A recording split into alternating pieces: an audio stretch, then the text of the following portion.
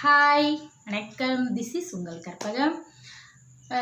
ஒரு கொஞ்சம் கேப் விட்டு இந்த வீடியோ வந்து எனக்கு நான் படிக்கும் போது எனக்கு கொஞ்சம் பிடிச்சிருந்தது. அதனால தான் இந்த ஸ்டோரி நான் உங்களுக்கு ஷேர் பண்ண போகிறேன்.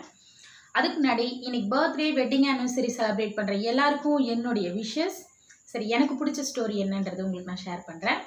உங்களுக்கு இந்த வீடியோ பிடிச்சிருந்தா லைக் பண்ணுங்கள், ஷேர் பண்ணுங்கள், கமெண்ட் பண்ணுங்கள், மறக்காமல் சப்ஸ்கிரைப் பண்ணிவிடுங்க. பெல் ஐக்கானையும் கிளிக் பண்ணிடுங்க. அப்போ தான் நான் போடுற ஒரு வீடியோ உங்களுக்கு வந்து சேரும். ஓகேவா? என்னன்னு பார்த்தீங்கன்னா, ஒரு குரு ஒரு சிஷ்யன், இவங்க 2 பேரும் இருக்காங்க. சிஷ்யன் வந்து குரு கிட்ட போகிறாரு. குரு கிட்ட போயிட்டு என் வாழ்க்கையே ரொம்ப கஷ்டமாக இருக்குது, எனக்கு வாழவே பிடிக்கல அப்படின்ற மாதிரி ரொம்ப ஒரு மாதிரி ஃபீல் பண்ணி சொல்கிறாரு. அதை கேட்டுட்டு குரு வந்து என்ன சொல்கிறாரு, சரி வா, ஃபீல் பண்ணாத, நம்ம வெளியே போகலாம் அப்படின்னு சொல்லிட்டு அவங்க உட்காந்துட்டு இருந்த இடத்துலேருந்து பக்கத்தில் இருக்க தோட்டத்துக்கு கூட்டிகிட்டு போகிறாரு. அங்கே 2 பேரும் பேசிகிட்டே போயிட்டு இருக்காங்க. அப்போ திடீர்னு குரு வந்து சொல்கிறாரு, ஒரு பட்டாம்பூச்சி பறந்ததை பார்த்துட்டு அந்த பட்டாம்பூச்சியை பிடிச்சிட்டு வா அப்படின்ற மாதிரி சொல்கிறாரு. உடனே பட்டாம்பூச்சி பிடிக்கணுன்ட்டு குரு சொல்லிட்டாரே, அவர் பேச்ச மீற முடியாதுல்ல. அதனால இவரும் போயிட்டு பயங்கரமாக அப்படி இப்படின்னு ஓடி ஓடி பிடிக்க ட்ரை பண்ணுறாரு.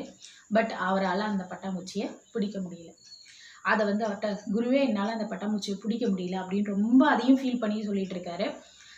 அதை கேட்ட குரு வந்து, சரி ஓகே, ஒன்றும் ஃபீல் பண்ணாத, நம்ம வா, இங்கேருந்து நம்ம இன்னும் கொஞ்சம் முன்னாடி போகலாம் அப்படின்னு சொல்லிட்டு போய் தோட்டத்தெல்லாம் சுற்றி பார்க்க ஆரம்பிக்கிறாங்க. தோட்டத்தை சுற்றி பார்க்க ஆரம்பிச்சுட்டு தோட்டத்துக்கு நடுவில் வந்து நின்றுறாங்க. தோட்டத்துக்கு நடுவில் நின்றுட்டு இருக்கும்போது அவரை சுற்றி ஒரு பட்டாம்பூச்சியில் நிறைய பட்டாம்பூச்சி பறக்க ஆரம்பிக்குது.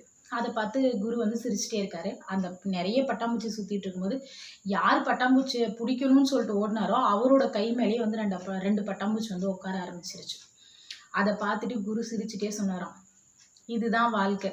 நீ சந்தோஷத்தை மட்டும் தேடி ஓடிட்டு இருந்தீங்கன்னா அது நமக்கு கிடைக்காது. நம்ம வாழ்க்கையை விரக்திக்கு தான் கொண்டுட்டு போகும்.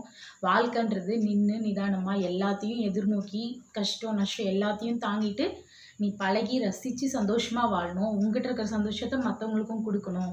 அப்படி கொடுத்தீங்கன்னா வாழ்க்கை ரொம்ப ரொம்ப ரொம்ப ரொம்ப சந்தோஷமாக இருக்கும் அப்படின்ற மாதிரி சொல்கிறாராம். நல்லா இருக்குல்ல? ரொம்ப ரொம்ப எனக்கு பிடிச்சிருந்தது. இதில் நிறைய அர்த்தங்கள் இருக்குது. எனக்கு ரொம்ப ரொம்ப எடுத்துக்காட்டாக இருந்த ஸ்டோரி இது. எனக்கு பிடிச்சது, உங்களுக்கும் ஷேர் பண்ணேன். உங்களுக்கு பிடிச்சிருந்தா